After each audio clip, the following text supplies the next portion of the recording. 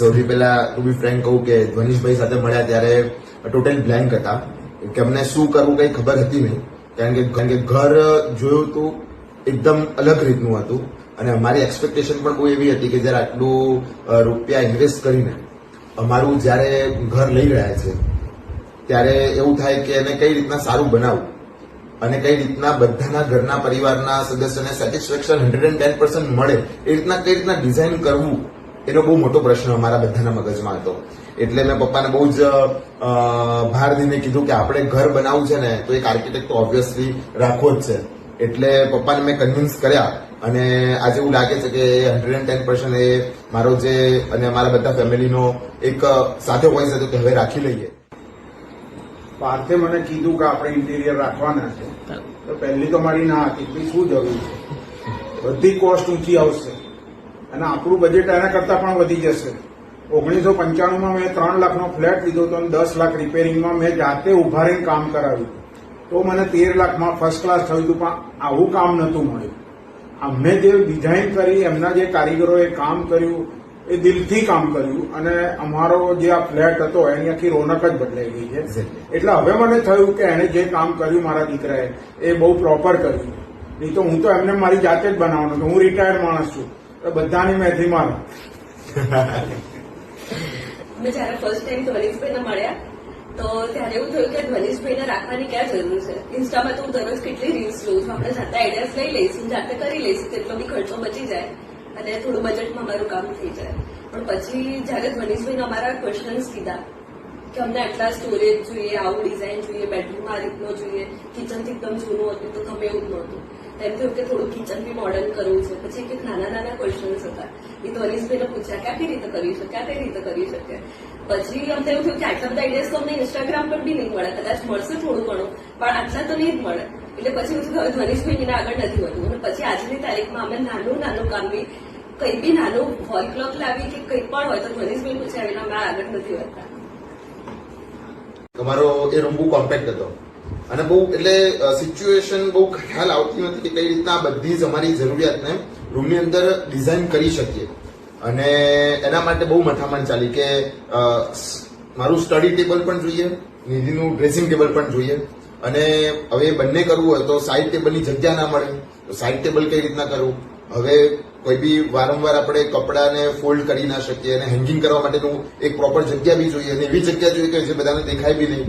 હવે બનાવી તો શકીએ પણ એના માટે રૂમની અંદર સ્પેસ પણ જોઈએ ને, સ્પેસ પણ ના હોય અને એ બી પાછી તમારે ફૂલફિલ કરવું તો બધું બહુ જ અમને રૂમની અંદર મેશી થઈ ગયું હતું કે હવે બનાવું તો કઈ રીતના બનાવું. એટલે ધ્વનિશભાઈ સાથે બહુ આરામથી બેઠા હતા અને વાત કરી કે ભાઈ કઈ રીતના ડિઝાઇન કરવી તો એમને એટલું સારું અમને ડિઝાઇન કરી આપ્યું. એક બાજુ અમને ડ્રેસિંગ ટેબલ, એક બાજુ સ્ટડી ટેબલ, એક બાજુ હેંગિંગનું યુનિટ અને બહુ જ યુનિક કે બેડની અંદર બંને બાજુથી સાઇડ ટેબલ આપણે ઓપન કરી શકીએ એ રીતનું અમને બહુ સારું કરી આપ્યું.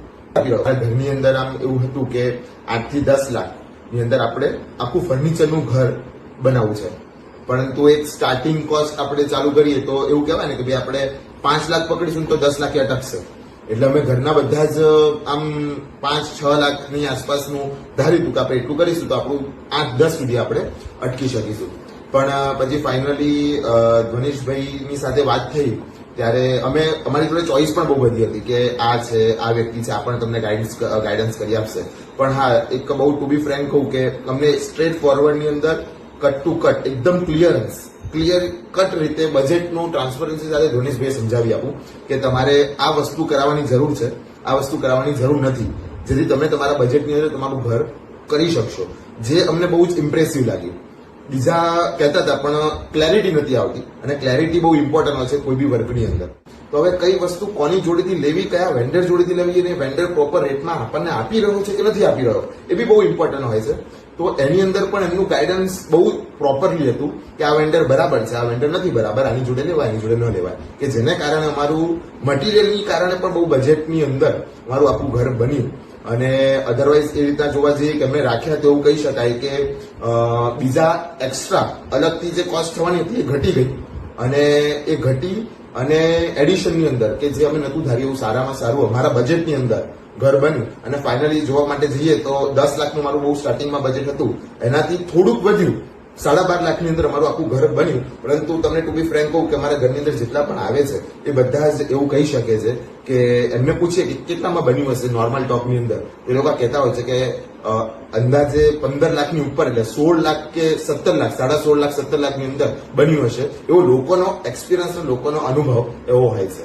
અને એક એવું ફાઇનલી ઘર બન્યું કે જે અમારા બધા જ ફેમિલીની 5 જણા વ્યક્તિ હોય, બધા જ રહેતા હોય, એ બધાને ગમે અને બધાની જરૂરિયાત સચવાય એવું એક ઘર જે મારું ડ્રીમ હાઉસ હતું એમના કારણે પોસિબલ થઈ શક્યું. ના, ફેમિલીની અંદર એક સિમ્પલ ઓપિનિયન હતો કે આપણે ફર્નિચરથી ભરી નથી દેવું, પણ હા બેઝિક જેની બધી રિક્વાયરમેન્ટ છે એ બધી જ ફૂલફિલ થઈ જવી જોઈએ. અને ફર્નિચર બન્યા પછી સામે ન આવવું જોઈએ. અને આખા ઘરની અંદર લાઇટ કલર કે એકદમ કે કોઈને સામે ના આવે, કોઈને એવું લાગે નહીં કે નડે છે, અને બધાની જરૂરિયાત સચવાઈ જાય, એ રીતનું અમારે મેઇન અમારી રિક્વાયરમેન્ટ હતી.